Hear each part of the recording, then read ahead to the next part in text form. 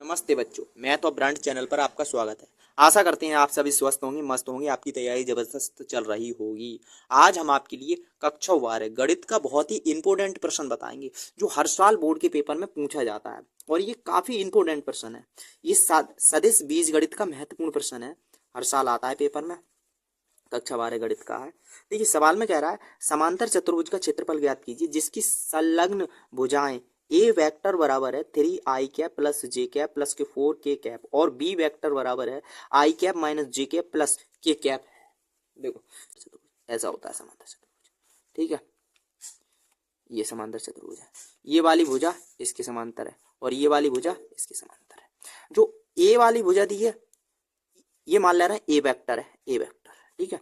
और ये भुजा है बी वेक्टर, संलग्न है, मतलब एक दूसरे से चिपक के हैं तो ये संलग्न हो गई, ये वाली संलग्न भुजा, ठीक है।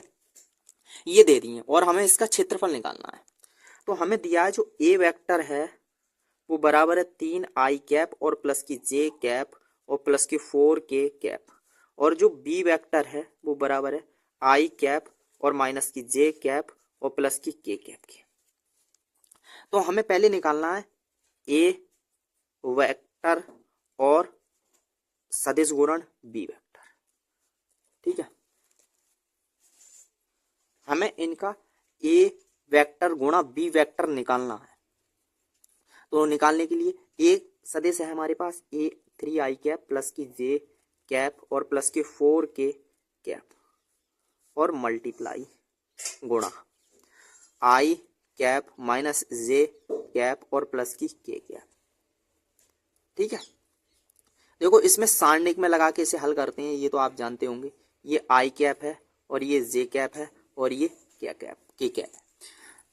आई का गुणांक है इसमें 3 और इसमें आई का गुणांक 1 है। इसमें जो जे का गुणांक है वो 1 है और इसमें -1 है और इसमें के का गुणांक 4 है और इसमें 1 है, ठीक है। तो पहले आई कैप निकालना है।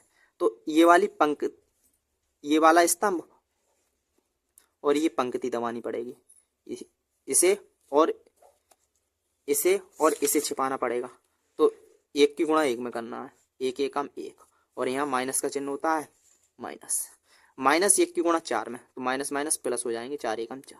ये जे कैप ऐसा ही माइनस की जे कैप, ये वाला और ये वाला दबाना पड़ेगा। तो ये 3 की गुणा 1 में, 3 एकम 3 माइनस और 4 की गुणा 1 में, 4 एकम 4, ठीक है।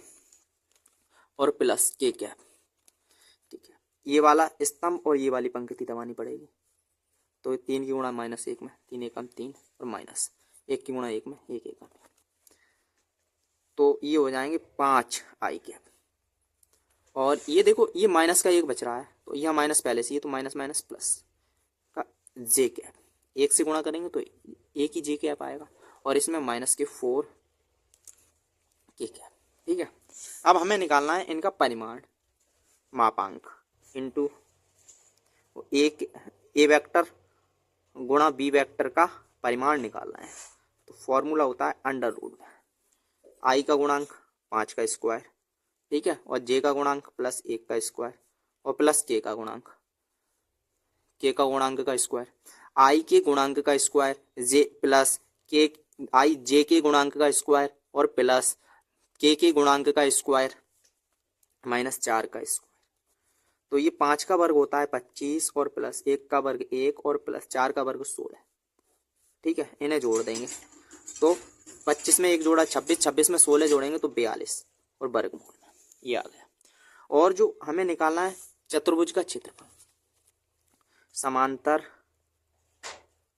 चतुर्भुज का क्षेत्रफल, एक वेक्टर गुणा बी वेक्टर का परिमाण, यही होता है।